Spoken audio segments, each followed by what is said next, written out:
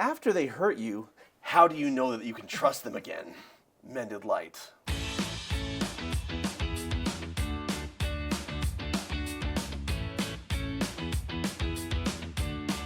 You don't know. But you can, but you can. How do you know if you can trust someone again after they've hurt you? Maybe they've apologized and even promised to change. How do you know it's real? Or if you're about to get hurt again? Because this is where so many people get stuck. Not because they don't want to heal, but because they don't know how to decide wisely. In this series, we've been learning about trust using the work of Henry Cloud from his book, aptly titled Trust. So the full title is knowing when to give it, when to withhold it, how to earn it, and how to fix it when it gets broken. And I love the title. It's just a lot. It's a lot for a title, and one of the most important truths he teaches is this: trust repair is not a decision, it's a process. In the last video, we talked about healing from betrayal and moving through anger and deciding what you really want. Today, we're taking the next steps: how to evaluate if trust should even be rebuilt. If it's supportive. If trust is supportive to be rebuilt. We just should on ourselves. Is it supportive? Yeah. Well, I think it is an accurate. Yeah. I think it is a supportive way to use the word should. Okay. Because every rule has an exception. Because here's the truth that most people miss. Forgiveness does not mean trust. Let's start with the question: can reconciliation even happen? The thing is, reconciliation is not something you can do alone. It requires both people, and this is where people get hurt again, because they try to rebuild something the other person isn't actually participating in. For reconciliation to be possible, there are some clear signs to look for: ownership of harm, genuine remorse, willingness to repair, openness to boundaries, not just words, but consistent humility and accountability that shows up in their actions. Whew, whew, truth bombs. So you might say it's pay less attention to what they say and more to what they do. Yeah. I'm getting ahead of... That there's alignment between words and actions. We're always looking for alignment. My favorite character on Buffy the Vampire Slayer is Spike, because Spike is hilarious. Spike is like a British punk rock scene vampire who, the thing about vampires is, you lose your soul when you become a vampire. That's the thing about vampires. Your personality remains, your desires remain, but the conscience part goes out the window. And so Spike, before he became a vampire, he was... So he doesn't have solid character. Correct. Yeah. But he was always a hopeless romantic when he was human. His name was William. Okay. And now that he's a vampire, he's still a hopeless romantic, but it's very toxic and unhealthy, or at least it has been. And he becomes fixated and obsessed with Buffy the Vampire Slayer. Okay. And keeps telling her that he loves her, but it's all objectification, it's possession, it's ownership, it's obsession. And she, in the moment of weakness when she's depressed, she uses him, he uses her. He thinks it's love because he doesn't really know what love is. Because he no longer has a soul. Right. And she breaks it off because she doesn't want to be that person who uses another human being, but he's still obsessed with her. And he responds to that controversially by trying to seduce her to the level of assaulting her, and she stops him. But he's devastated that he even tried that. He realizes he's so far gone from any sense of right and wrong. So there's a spark of a soul in there. Exactly. Or at least there's a desire to have a soul. He goes on a quest to have his soul returned to him, restored to him. And then how is he still going to be a vampire? I'm so fascinated. Well, but once he gets his soul back, with it comes a conscience. With it comes guilt and remorse. With it comes the pain of what he's done and actually caring about her. So vampires can get their souls back if they can. Well, I'm not going to get into the lore. Okay, okay. But his soul is... Sorry for the tangent. But back before, when it was toxic, he was always trying to sleep with her. Yeah. And he always said, "I love you," but it was always this toxic possessive thing. It was an objectification, and it was transactional. It was never unconditional. And in truth, if it's not unconditional love, it's not actually love. Right.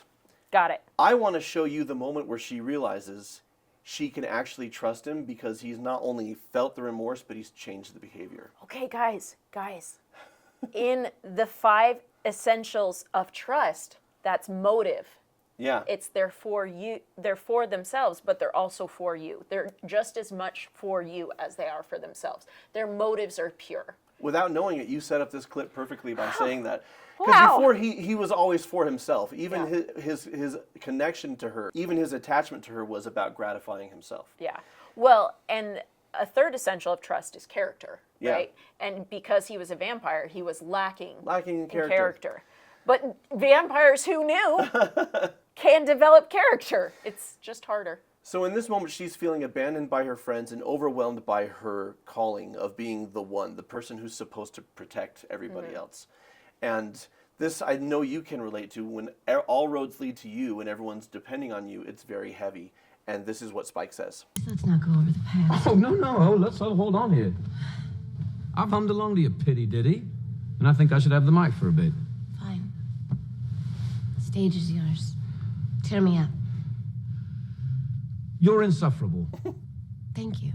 That really helped. I'm not trying to cheer you up. What are you trying to say? I don't know.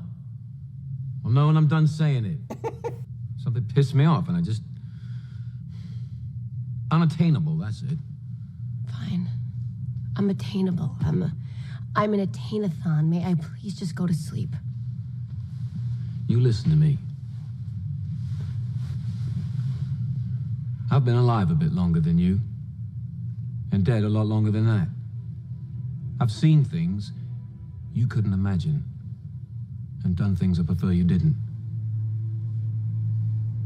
Don't exactly have a reputation for being a thinker.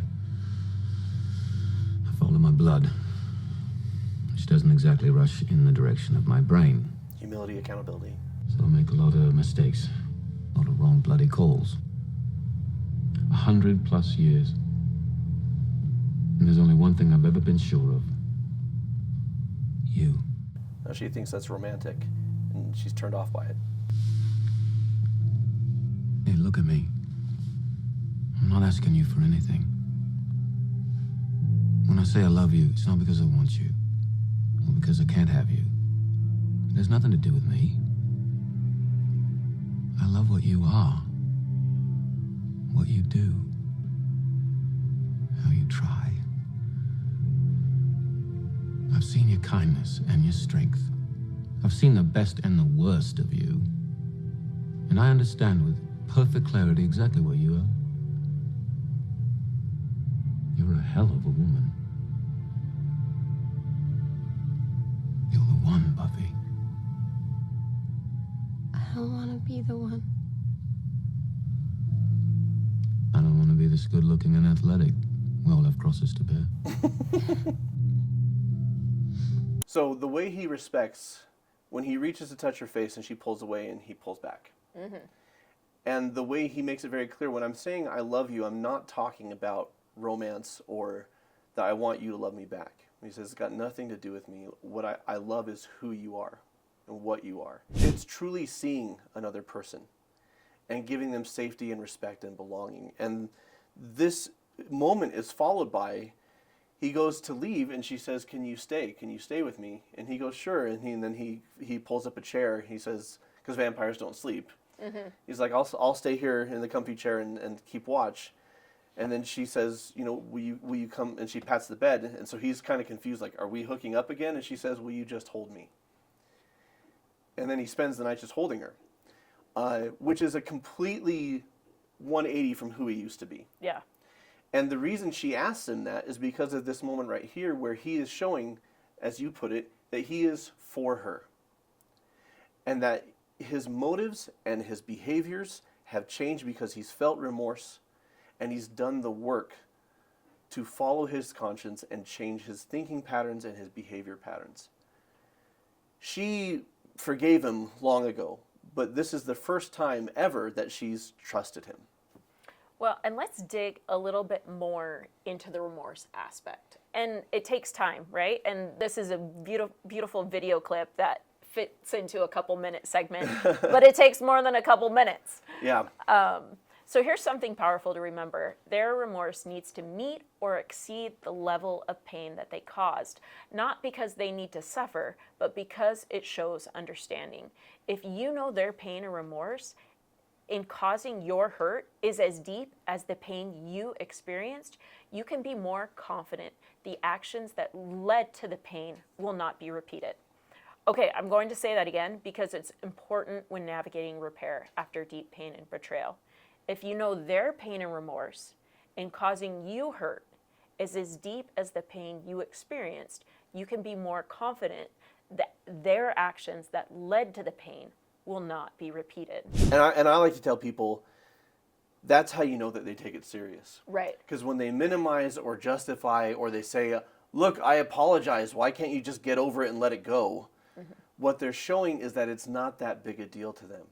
When you see the genuine remorse and it's not an act and it's not surface level, that it is deep, that's when you recognize they don't want to feel this again any more than I do. And that's a huge green flag for trust. Yeah. And that goes back to the essentials for trust, which is understanding. There's understanding, and there's also motive there, like they are for you. And there's also character there. They are developing the character so that you can begin to trust again. Yeah. And with time, that creates track record. See, it's all the essentials coming back in. So now that we know some important green flags for repair and reconciliation, let's talk about what the red flags are. When reconciliation is not possible, how do you know? Well, if their words or actions show up as denial, blame shifting, minimizing, repeated patterns, or resistance to your boundaries, or a lack of humility and accountability. So basically take that scene with Spike and do the exact opposite. I'm sorry to tell you that reconciliation isn't possible and the future is going to look like the past if those patterns are showing up. Here's something really important though.